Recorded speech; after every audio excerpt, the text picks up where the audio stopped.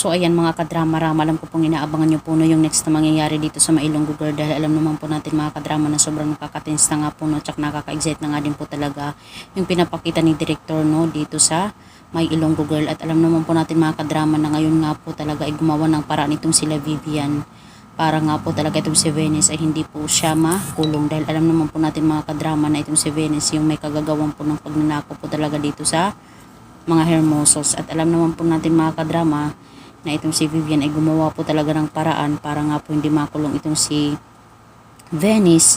Ay talagang nalaman din po talaga nila na hinahanap nga po talaga ni Sir Gob yung kanyang anak dito kay Carmen. At nagpanggap nga po talaga itong si Vivian na ito daw si Venice ay anak daw ni Carmen, which is hindi naman po talaga, nang dahil lang po talaga sa kwintas na yun, dahil kilala nga po talaga yun ni Sir Gob. At dahil nga po talaga dito mga kadrama ay napaniwala po talaga nila si Sir Gob, pero alam naman po natin na hindi po talaga magtatagal po, ay malalaman pa rin po talaga ni Sir Gob yung katotohanan, dahil hanggang ngayon pinapaimbestigahan pa rin yan no, kung nasaan nga po talaga yung totoong anak ni Carmen. At dahil nga po talaga ito kay Manang, dahil nalaman din po talaga ni Manang na mayroon daw umampon, at saka gumawa din po talaga sila ng paraan para mahanap nila yun. At talagang naipakita nga po talaga nila na itong si Tata po talaga yung totoong anak ni Sir Gob.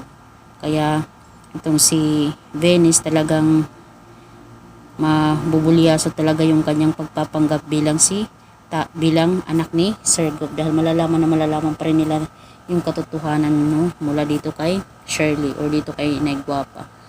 Kaya mga kadrama, abangan lang po natin mga kadrama no yung next na mangyayari dito sa Mailonggo Girl. Don't forget to please like, share, and subscribe my channel para sa susunod na videos ma-update ko po kayo mga kadrama. Thank you so much for always watching my video. Bye! Thank you so much!